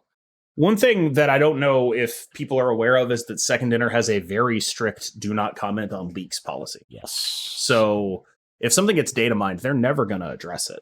In order for that to be something worth addressing, it would have to be like a pretty extreme circumstance, I think. And why didn't this card come out? That's not an extreme circumstance. Yeah, so I'm just going to read it out for people that might be lost. It's a 6/4. It says, on reveal, each card you played to your last turn gains +3 power. Yeah, I have no idea. It was originally like buffing things by its own power. Everything you played on turn 5, buffing by the power of Firestar. And it was like, that seems really good. I have no idea, and we will never get an answer on that. Because if you ask them about Firestar, the official company line has to be, for reasons I don't exactly know, but I assume are legally related. What's Firestar? Fire who? Yeah. Yeah, I don't know either. I'd be super interested to know if that's a legal thing or it's just like somebody decided it was policy, so it's policy. Next one's from Mitchell. They say, question. Meta decks tend to have existed in some form before getting a new card that boosts its power. So do you see any decks to watch out for in the future? So he's talking about the shells of decks that, get a new card and become crazy. No, because that's just dependent on the card, right? Like it's. Is there any decks that are one card away? You think from S tier? Clog. Okay. Clog's really close to being real, I think. High Evo's one card away, but that one card is unfortunately High Evo. Yeah. Like the fact that High Evo has to run High Evo is fucked because like High Evo cards used to be very much better than other things at their slots, but now they are not very much better than other things at their slots, and you have to run this 4/4. Can we get 4/7 High Evo back? I'd love that. Yeah. I don't have a big affinity for High Evo, but I mean, sure. High Evo is sort of like my default, like this is the budget deck. And yeah, I guess I feel like it's been power corrupt a little bit.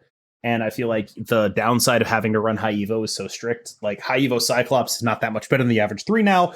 Gladiators running around. They just made Baron Zemo. Like how much better than those is High Evo Cyclops? We look at High Evo Hulk. How much better than say Red Hulk is High Evo Hulk, right? Like a lot of its best cards at various slots have a lot of strong competition now that they didn't when it first came out. And I kind of think they can make, the tax for playing High Evo a little bit less. I just wanted to scratch my head, and it reminded me we got a comment last week saying this is their favorite Pit Stain podcast, and I was like, that is on brand.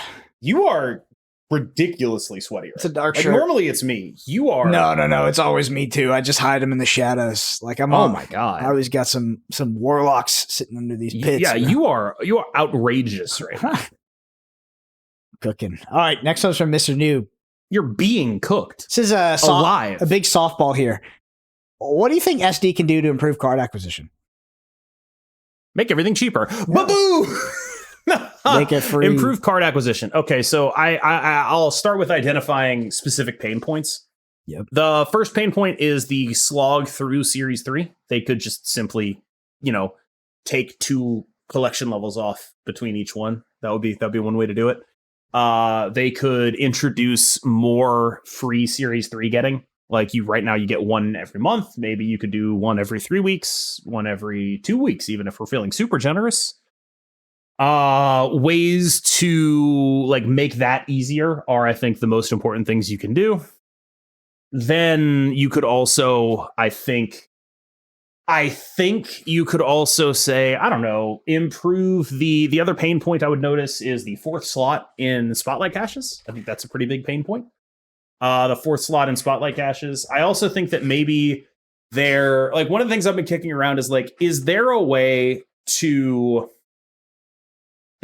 for someone to choose like whether they want their Spotlight caches to contain cosmetics or improvements to their collection level? Like, is there a way to be like, look, I don't care about the Spotlight variant.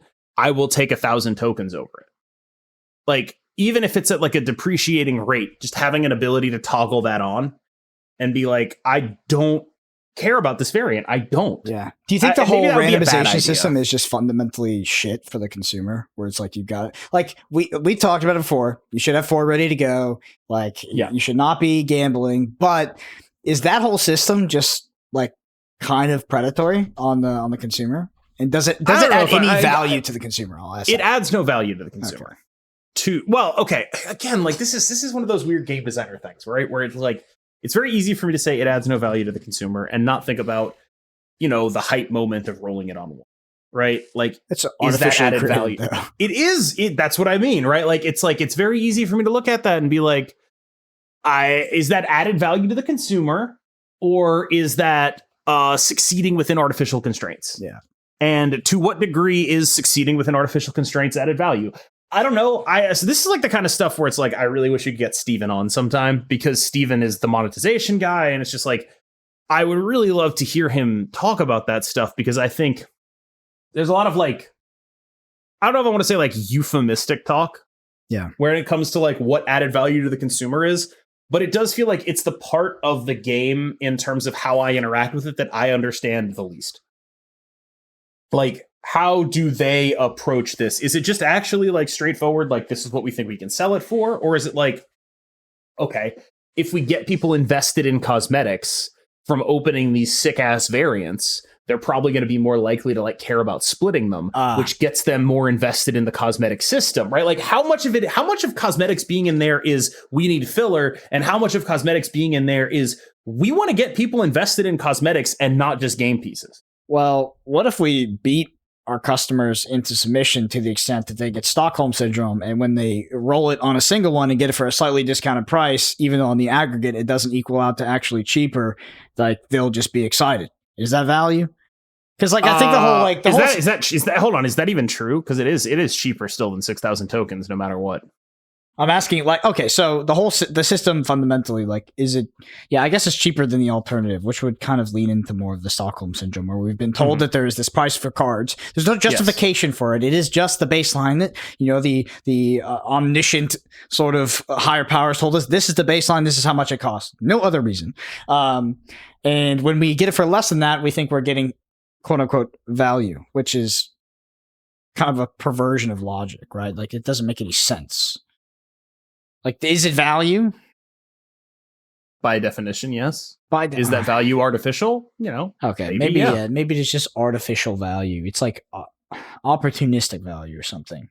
Well, when you talk about like artificial value, I mean, you're playing a card game. The whole, like, when we talk about what is a value proposition in card games, that's also artificial. Okay, but we could break. So the thing is, it's like, because this is just in a game, like we can break the mold of, like, the mold that we've been put into, like, they are artificial constraints. So you like, is it value if you get a card for 4,000 rather than 6,000? Yes, that is value. That is high value. You would like to do that more often than not. And if you did, your game would be ultimately cheaper. That is card game fundamentals being applied to economics. The difference is that these constraints are not real. It is a game. So what if every card just costs 3,000? Because I can do that. Like, I can add this external sort of theory into the mix, and there's no reason why that also cannot be true. Unless you were to give me the actual numbers and say the company couldn't run at this, the game couldn't exist. So here is our actual number. Here's the true number, right? Anyway, I was going to say my main pain point, and the biggest pain point I've seen for other people that stops them from actually coming back to Marvel Snap, is the catch-up. So a lot of Marvel Snap's economy exists in actually playing the game, it's cool, but it really fucks people over who maybe take a break. So, for instance, a mutual contact we share, Moyen comes back to Marvel Snap for a tournament, likes the game, like, honestly has a good time, but the mountain that he would have to climb, both financially and through gameplay, to come back into the game, acquiring all those Series 5 cards, which he has missed. And this is someone who was previously Series Complete. It is daunting. And I think that is only going to get worse, and they need to find a way to solve that in particular. I agree. I feel stupid for not mentioning that. Oh, really? Yeah. Yeah. It's a good one. It's just fresh because, so we talked about it on last week's podcast. A lot of people were interested because, and our last comment, which I'll mention here, it's part of this. It's from Muscle. It says, Brent is on a budget. Isn't that guy sitting on a mountain of tokens? I used to be. So now. Yeah, I have 60,000. Yeah, he is sitting on a mountain of tokens because I frequently take breaks for the game. Like, I actually never hear talked about that often, of how critical it is to the Marvel Snap economy to actually play the game and do the missions. Where it's like, it sounds like that's free, but that is very not free. It's not, you're not adding more, taking away more financial liquid that you have from your personal amount and putting it into the game, but you are giving your time, and your time is valuable to an extent. You can make the argument you're having fun, but the key point is, if you don't spend time with the game, podcast about Marvel Snap, you can make the argument that you're having fun playing Marvel Snap. But the key point is, like, if you do take breaks, good luck. good luck getting back into that system. You are far, far, far, far, far behind. It is really hard to catch back up because the cards are super expensive. I mean, I think if I did missions every single week and I always filled out my season pass, that I would be sitting pretty well. Like, I'm assuming you don't put that much money into the game these days, right? You're just kind of self-perpetuating. When I do, it's because I want to do splits. That's pretty much the reason. Oh my God. But yeah. So for me, now that I've fallen behind on some of the mission stuff, like some of the maybe even like some season pass stuff, I haven't got the extra tokens or whatever. I do feel prohibitively far behind to where it's so daunting, where it's like, it feels like the game doesn't want me to come back. It does feel like that. Yeah. Like, I think the other thing that really strikes me is, like, we talk about how the game doesn't want you to spend anything outside of the battle pass. Yeah. And it's like, I wish there was like a second battle pass. Okay. You know what I mean? I wish there was like a $20 battle pass. Yeah. You know what? I wish right now their $15 battle pass tier is super shit. It's super worthless. It doesn't give you a goddamn thing, right? So it's like the $15 battle pass versus the $10 battle pass. You never buy the $15 one unless you're just not playing the game, in which case, why are you buying it, right? Yeah. And so it's just like the fact that you jump straight from the $10 battle pass, which gets you a Series 5 card, your money's worth in gold, your money's worth in credits, a bunch of variants, and then the next thing you have to buy is like a bundle that kind of sucks. I just wish there was a second ramp up there. You know what I wish? Here's my big pitch. They just have a shop that sells you cards, like straight up. I think this whole system of like the artificial constraints and unique collections, I mean, that honestly, I say unique collections nowadays in 2024 in the modern day Marvel Snap, it sounds like an outdated argument, but it is a fundamental thesis for the game that has plagued acquisition until April 15th, until tax day of 2024. It is this idea that was a part of the origin of the game, but has not scaled into the future of the game. And honestly, as a returning player, as a player that takes breaks, player that maybe doesn't fill out weekly missions every single time, I wish that at this point I could just buy cards. And I don't think that me not being able to buy cards is adding a level of unique collections to an extent. Like, I think it just adds pain points. It adds like mounting levels of being behind and feeling like I can't catch up.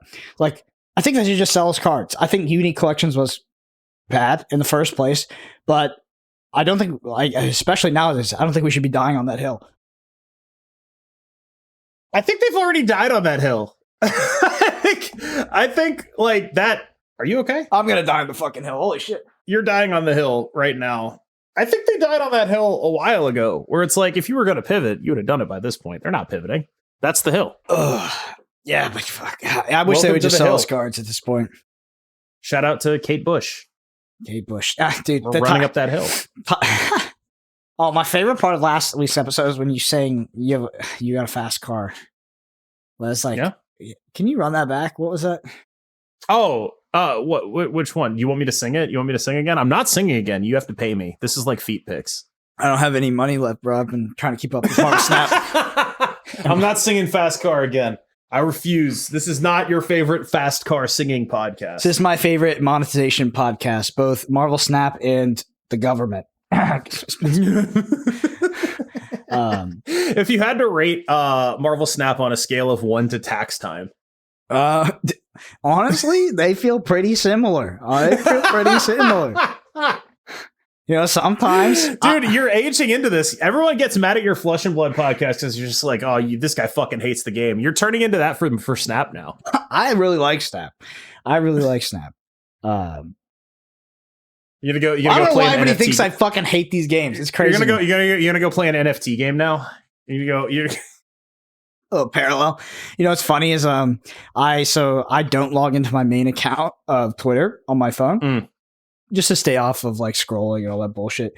So I have an alt account, but I think my alt account, like, it follows PPG, which they do the events for Lorcana, and I have to have notifications on because they sell out, that bullshit. But I think I liked like a few Hearthstone things, so I got caught up in. Oh, you got all that, bro! I had the whole thing, the whole shebang. Basically, if you're not caught up, there's a war going on between Hearthstone Twitter and Parallel Twitter. No, it's not just them. There's like multiple NFT games. I don't know the others. Like, so the only one I know is Parallel. I don't want to mention their names because I genuinely don't think first of all, no free promo, right? I'm not fucking putting your name in my mouth if you're not paying me. I gotta bleep that. Yeah, go bleep it. Like, legitimately, I'm not putting your name in my mouth unless you fucking pay me. That's always been my take, right? No free clout. But they'll pay you in booty coin or something. Fuck, dude, pay me in whatever. I don't give a fuck. I'll sell out fast as shit. I like this whole thing has been going down like, I have no animus towards you if you want to do NFT shit. I don't care. I don't care at all. Like, if you want to play an NFT game because you think it's a good game, yeah, go nuts, right?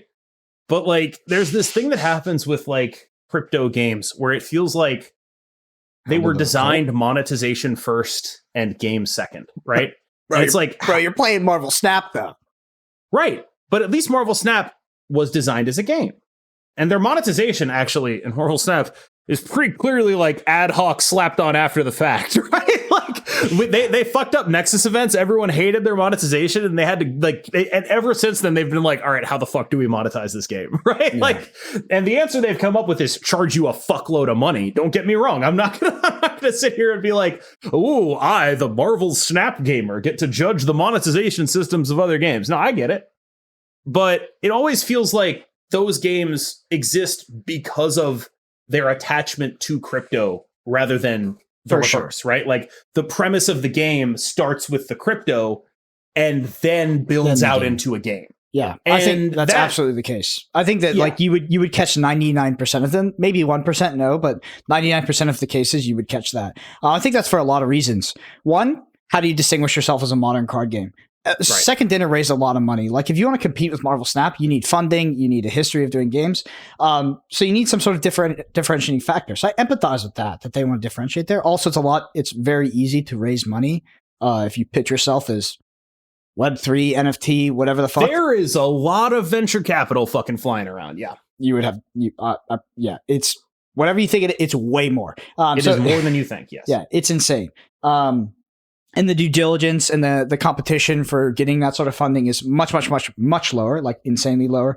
The thing is like I forget what your opening statement was there, but it was like, it's so reasonable where it's like, if you like the game, that's fine. Who gives a fuck? I don't care. But like, I'm not going to get mad at you for liking the game. It's just like, it doesn't feel like the game was developed to be a game. It feels like it was developed to be a venue for crypto. Yeah. And it probably was. Can they shift away from that? Maybe. But like, you get these people on like the both extreme ends on Twitter that are like, you're an immoral turd because you play this game. The people are like, what? And then you got people that are on the other side of that were like, this game is the future of finance and card games, and all other card games are just behind. And it's like, well, that's also probably kind of fucking ridiculous. I think one of the things that I see a lot is like a crypto person will be like, how is it worse to own your own cards on the blockchain as opposed to just giving your money to Blizzard? And it's like, that's not exactly the issue, right? Like, the issue seems to be, if I had to point it out, is that the game was developed for the crypto rather than the alternative. When you're playing a game that was developed to be a game, you are entering a value proposition you are generally familiar with, which is, I'm spending money in exchange for entertainment. When this sort of creeping monetization thing goes into like, oh, well, now, if you're top 100, you get tokens, farm booty coin. Yeah, I like. It's just like it seems very clear to me, at least. Farm our liquid self-contained coin, which you can't sell. It seems very clear to me, at least, that the value prop is. I don't know enough about pyramid schemes to say it's a pyramid scheme, right? I don't know. That's I don't think it's a pyramid scheme. To be honest, like, so I think that the pain point, the tension that they're trying to solve actually makes a lot of sense, right? Like, so like, let's say you play a physical card game. If you think about physical card games as investing, one, you can make money, but two, most people will call you an idiot, and you probably are an idiot because, it's neither here nor there. They can go hold on. They can go up and down. They can go up and down. That's not the reason. So investing in card games, one, not a good idea. Two, you shouldn't do it. But your cards do maintain some sort of value. Usually players that once they leave the game, they can sell them. So now you have this new age of digital card games. It's not really new age. It's been around for a long time. But people see that there's a difference, right? In physical card games, I can sell my cards when I'm done with the game. In digital card games, it feels like I just put money in the void. And so now these people come in, they're like, what if we can bridge that gap? And I don't think that that is a ridiculous concept. It's just about how it's executed, what you're promising. What you're promising is big. Because if you tell me, hey, buy into my game, you get to own it because it exists on the blockchain. And if you play, you can farm booty coin and you can sell booty coin. I mean, that's a stretch, right? Like, I mean, because what like they have a lot of these games have no control of the liquidity of whatever fucking coin they're farming. Like who they're getting people into like these digital assets, have no idea how they work, and there's like, issues of security and like, and I mean, let's be honest, the overall community that surround those games, even like I'm sure there's plenty of reasonable people, but in general they're a bit insufferable. Like they make you feel like you're stupid because you don't understand, you're not a part of the new age. Like we're all pumping this together. Like yeah, some of that verbiage too is like, I've seen this before. I know how this goes. Doesn't go too well. So if they promise you, like, that's the big difference that I think that, I don't know if this game does that, but if they're promising, or they're kind of, the value prop is that you will make money playing this game. Yeah. I mean, that's a stretch. I think the other thing is like, if that's a problem you're trying to solve, is that a problem the market once solved? Mm-hmm. Very fair. B, is that a problem you need crypto to solve? And the answer to both those questions, in my opinion, is no. Like you have Magic the Gathering Online that gives you those tradable assets and has its own like market of bullshit, right? Mm-hmm. And it's like, it doesn't need crypto to do that. And also, importantly, it fucking sucks. Like everyone hates it. And you look at like a game like Artifact coming out, right? Artifact came out. And so you have these cards. It's like the whole point is like, all right, we're going to have these tradable assets. And it's like, what happened with that? Everyone fucking hated it. It sucked. And so it's like, but that was because the game sucked, right? Because I don't even know. I actually know plenty of people who like enjoyed Artifact, but like the triple board thing was a little much for complex. Me. I did not enjoy it. I think ultimately, so I watched a retrospective on Artifact. It was great. Went through the whole thing, but ultimately Artifact was cheaper than like paper alternatives in Magic. But the problem is that people looked at Artifact and they made this logical jump that like, oh, because it's equal or less than Magic Gathering deck, it makes sense. No, it doesn't. It doesn't, because that's just it's nothing. It's literally self-contained ecosystem, and yes, you can theoretically sell on the Steam marketplace, but you have no control over the price. Yeah, that's the other thing, right? Here's the thing that I don't understand. If you're saying join now, the prices are as low as they'll ever be, the prices will go up, right? Oh, that's cringe. Yeah.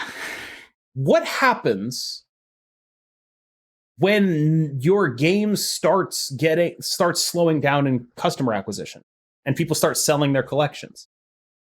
Price goes down. And then the price goes down.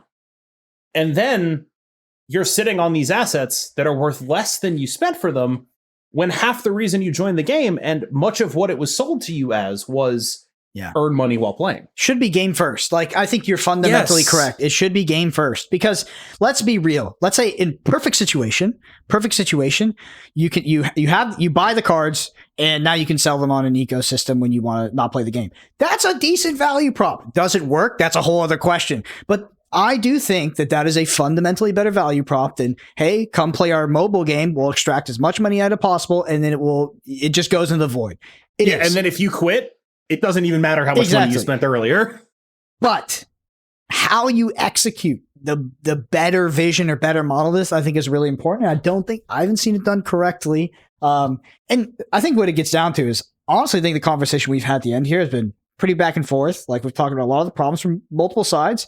But when you go on Twitter, you just get these monkeys throwing turds at each other from both sides, and they both have these like absolutist, just like parabolic statements. And you're just like, you don't know how to orient. And everybody's just so divisive on the topic. I mean, I think I generally can see no reason why crypto would be required. It's not. And if there's no reason why crypto would be required, the fact that it is included does suggest to me that it is doing what crypto does, right? That is like an issue that I would have with that game. What if I told you, I was like, hey, Cam, let's make a game. Let's build a game. Let's build a digital game.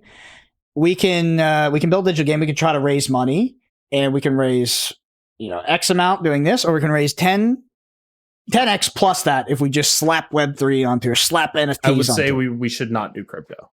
I think it has made funding a lot easier. Also, like the whole NFT thing, from what I understand, is like it's kind of it sort of mimics crowdfunding, right? Because they create this digital asset out of nothing, effectively. I know it, you can own it, but they create out of nothing. You buy into it, and you, in a sense, fund their game. Yeah. So I mean, I don't know if I buy that. No, I think that they create something out of nothing, they sell it to people, and I mean, the idea is like, I don't know, it's like a form of funding. I think that's part of the reason why they go for it. Because you're saying, why would they put it in their game at all? I think that there are reasons outside. But those reasons are so they can make a bunch of money, not so they can make a better game. We talked about the diametrically opposed theses between the card game publisher and the consumer. And it does seem like it is always done. The consumer wants to play the game. The company wants to make the money. So, yeah. I mean, at the end of the day, is it all that different? I don't know. No, it's not different. It's just a new iteration of like a fairly similar concept, right? Yeah. The fastest growing industry in America, as far as I can tell, is just like money pits for people my age. Whether that be like sports betting or crypto, don't you want to get rich quick stocks or mobile games like the one we're playing right now? Like the fastest growing industry in America seems to just be like, are you age 20 to 40 and have disposable money for the first time in your life? Do something dumb with it. Yeah, that seems to be like the fastest growing industry in America. And I don't think crypto is unique among those things. It's just like something that's very easy to point out as like, okay, this is like kind of a scam, right? Yeah. But like, I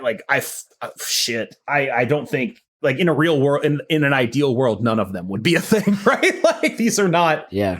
Like I remember when the stimulus checks hit back in 2020-ish. Like how many people put their stimulus check or portions of it into AMC stock and fucking Dogecoin or into the S&P 500? Like, it's just, I don't know. It's just way more palatable to be like, okay, I put in this very palatable amount of money, $500, and maybe it goes somewhere, maybe it doesn't. If it lose it, I'll be fine. If it goes somewhere, everything's solved. Parlay, baby. Like the fastest growing sector in gambling is parlay betting, which is the biggest loser. Yeah. The casinos make more money on parlays than on any other kind of sports betting by volume, right? Like per capita, per dollar spent, it is way more profitable for a casino if you take parlays. And they have become incredibly popular because of the oh my God, look at the number of what I could get. Oh, I'll only put $10 on this. And you keep putting only $10 on this. That is the number one driver of sports betting profit. And that's not even to get into the fact that sports betting itself, it's not a loss leader. Casinos don't really have loss leaders, but it's a lower margin and it exists mostly to get you playing slots, which is where the real money in a casino is made. Like sports betting is not a loss leader because casinos don't have loss leaders. They make money on everything, right? Mm-hmm. But it's the equivalent of a loss leader. The job of the sports book is to get you in the casino so you can play some fucking slots. And like that is, I don't know. I'm just making it clear right now that my animosity towards this stuff is not reserved for crypto. It's not reserved for any of this. I feel a certain type of way about most of these industries. Yeah. I think it's also important to articulate why your animosity or negative sentiment exists in some form of logic rather than just, I hate these people and I hate these things. Because like that, you're not going to change anybody's mind with that approach. But if you present like, I think it has this problem. I don't think that this is necessary to or conducive to a good and fun game, which should be the number one value prop. Mm-hmm. People are open to that sort of dialogue, but when you take the extreme sort of one-liner or Twitter limited characters to trying to distill like what you don't like about it, I think that that's where it breaks down, and you can't really sell people. So I don't know. I think it's fine to. I think it's fine to disagree about things. I think it's fine to not like that game. I think it's fine to like it. But I ultimately agree with your number one point here, which is game first, gameplay first. If that was a good game. I would have a lot less issues with it. Like, I don't even think it's all that bad necessarily. It seems like there are definitely people who could enjoy it. And the client kind of looks Yeah. like one of the things we played DC really Dual miss, Force, though. I don't know if you played that game, but plenty I of did people not play DC Dual Force for this exact fucking reason. That game looked Like a game turd. doesn't have to be a scam for me to think it looks like shit. Yeah. Like I don't like this is what I mean when I like these are the issues you run into when you don't have the game first, right?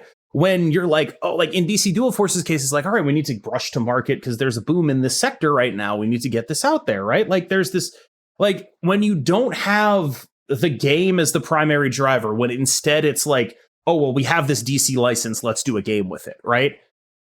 It just sort of strikes me as the end results end up being worse because they're focused on the results before they've done any of the process work.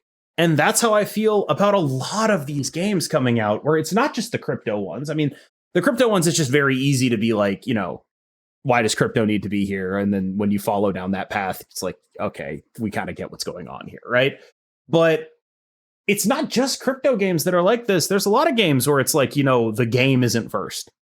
And I think one thing you can say for Marvel Snap is, as terrible as you want to call the monetization, it is incredibly clear that this game was not developed in a way that is easily monetized. It is incredibly clear to me that like all their monetization is sort of slapped onto the corpse of the previous era of monetization. Like it is not a game that was developed to be monetized in a certain way. This is a game that has had 3 major economies, each one being built on the corpse of the previous one because everyone hated it. This is not like, and that's actually like the other thing that you lose by introducing crypto so early is you can only ever have one economy. You can't ever fucking fix anything. It has to be like this forever. You can't be like, our game is really good, but people don't like this economy. We can't do it because you're always that. You can't ever be anything else. And it's like, well, yeah, I don't think you can ever start out as crypto because I think that there's a fundamental promise and value prop that you're giving your customers. I don't think you ever pigment or sort of like pivot away from that. But like, what if this game was fucking awesome and the crypto stigma was preventing it from being as widely received? Like again, well, that's what all the people that play it. That's what all the people that play it. That's what they say is happening right now. Like that's the big narrative is like, oh, there is this sort of unfounded or misdirected animosity towards this technology, and it's overshadowing the game. Okay, so what's the solution to that? It's because apparently it can't be pivot away from crypto. Yeah. Apparently it has to be everyone buys my coin that I have, right? So like the solution to their problem is my asset appreciates. And it's like, well, if that's the only fucking solution to your problem, that actually is a pyramid scheme, right? Yeah. Your only solution is wider adoption forever? Does that remind you of anything? What happens when that stops? What happens to the value of the stuff? I mean, honestly, I kind of feel like most assets are like that, but yeah, I had a friend that did some casting for one of those games, and he was like, yeah, they're paying me like X amount, which was like above market rate. I was like, oh, awesome. Good for him. And he was like, it's in their coin. I was like, that is not above market rate. I was like, dude, no. Can you get it out? Like, yeah. So for the one game that's super popular right now, I was just like, yo, flip it to the like USD, transfer that to cash just like immediately. And I was like, actually have them flip it for you because they can. And then, so you don't have any like, you know, the value, because I mean, these things are highly volatile, right? So the value could change in 12 hours and they could say he's paying him $4,000 in X coin. It could be, you know, even if it's like 3.8, still bullshit, right? Yep. Like it's so annoying. So I was like, just have them flip it for you, send it to your bank account, switch to cash, are good. But I just thought it was funny because the person that was doing that, they were very ignorant of the concept that like they could say they're paying you X amount in this coin, and that could be the value now, but it doesn't mean it's going to be the value later. He's like, you should not take that deal, bro. Like that is bullshit. Like I'm pretty crypto negative in a general sense. When I was back in college, I was like pretty Bitcoin-y, right? Like I was like, oh, I should do my senior thesis on Bitcoin. Don't ask. The answer is yes, I would be very rich. Yes, I would be very rich. But I feel like for various reasons decided, you know, this is not really for me. And to my credit, I suppose I don't really regret that all that much. Like I don't think I would have ever held on to it long enough, right? No, like, what for sure. Happened is I would have bought it and I would have spent it and I would have never. I mean, Yeah, that's how I think about most investments for me. Is like I see these people that invest into something, it like goes to some crazy value, and I'm like, I always think about you have this innate human part of you. It's like, oh, that could have been me. I could have done that. Let's be real. I would have put $50 in, taken out 100, and it would have been a fucking win, and I would be smart. That's 2x value, 2x, bro. baby. 2x. Yeah, no, I would have absolutely done that shit. So there's like very little regret for me there, where it's like there's no real world in which I would have ever actually bought and held. Yeah, because I like in order to do that, you had to believe ideologically, and or you had to be ignorant. You had to be ignorant, and you just forgot about it. You let it sit. Right. It was an insignificant amount of money, or you just kind of forgot about it. Like you either have to be ignorant or you have to have incredible conviction. And I have ideologically usually, yeah. And I've been familiar with this stuff for a decade, right? It's not like something that I have like a totally uninformed opinion on. It's not like I'm just learning about this shit now. I have been following it for a while. I've worked in businesses adjacent to it. Like I have no animus towards people who use it or anything like that, other than, sometimes they're kind of annoying on Twitter, but that's kind of everybody. That's right? Everybody.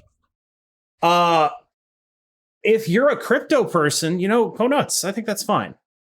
I don't particularly care for any of the things it's done. I can tell you that much. I can't think of any way in which it's made my life better. But I can't think of any like innovation that's come from it. I can think of a lot of like, hyperbolic bullshit, but I can't it's not my bag, but not everything. I don't have to agree with everyone I know on everything. You know what I mean? Yeah. And if you don't agree with them, you also don't have to hate them. I think that's like, it's like a big takeaway of our online generation is that you can fundamentally disagree with people, but you don't have to dislike them as a person. Like, yeah, I mean, I just for the record, I have never taken a crypto sponsorship. I probably would not take a crypto sponsorship. They would have to dump a life-changing amount of money on me. Well, that's the number. Like, it would have to be like, it wouldn't just have to be like, oh, above market rate. They would have to be like, I'm buying this is a down payment for your house. Like, that's the kind of money it would take for me to sell out here. Which I think effectively means I will never sell out because no one would ever pay me that money, right? So effectively, I will never take a crypto sponsorship because what I would demand from it is just far too high for it to ever realistically be worth it for any company to ever pay me. Ergo, probably never going to take one. Yeah. I don't think that any of those sponsorships are worth like I just think it's a like let's say if they gave me $100,000, yeah, well, $100,000, I would take that sponsorship and then I would quit. I would never do content again. Yeah, in my opinion, $100,000 is probably, I don't know, it's probably above or close to market rate of what your entire brand is worth right now. So like it would make sense. Well, I mean, you say God, yeah, but I mean, we'll see. But I think way more. Yeah, like right now. I just think like the negativity around all this stuff, like it's just not worth it. And I think the people that take those brands or those deals and that money, like one, if you don't understand the technology or you don't understand what they're doing, or like, I think that's a bit irresponsible if you're selling it to your consumers, but that's how any product goes, bro. You can't be on here pitching like, I don't know, like some sunscreen that causes cancer because they gave you money and you know about it. Like, I mean, that's an extreme example, but like you have a responsibility as a creator to do the due diligence of your sponsors. So the same thing goes for any sort of financial bullshit. Like I have an agent and I have told him, no crypto. Yeah. Yeah. Ultimately, if you're not aware of it, people having this discourse on Twitter, it sounds like we're both pretty lukewarm. And if the game doesn't, I would describe myself as Luke Cold. Luke Cold, yeah, I think Luke Cold is fair enough too.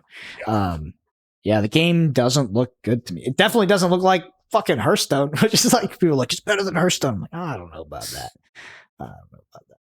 Anyway, but yeah, like no personal animus. Like if you're someone who's like a crypto gamer or whatever, and you love this game and you just think it's a good game and you don't really care about the crypto stuff.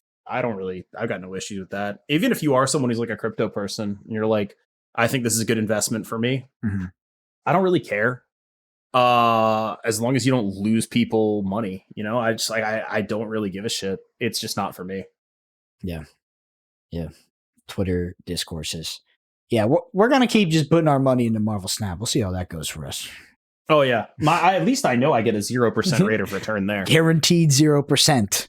Hell no yeah. risk, zero risk, No risk, baby. 0% rate of return. I get a shiny PNG, baby. Hell yeah. We actually, I'm going to close after this, but we encountered this, and I won't say the names because you'll see why. Basically, someone was playing the Snap Fan World Championship, didn't have a complete collection, so need to borrow someone's account in order to compete. That's not allowed. So it was like, wait a second. Could we actually get banned for this? Could the thousands of dollars, potentially, if you're deep into Marvel Snap, the thousands of dollars put in Marvel Snap, could it be taken away for someone doing something as benign as I need to use this account to compete in a tournament? And it was like, maybe.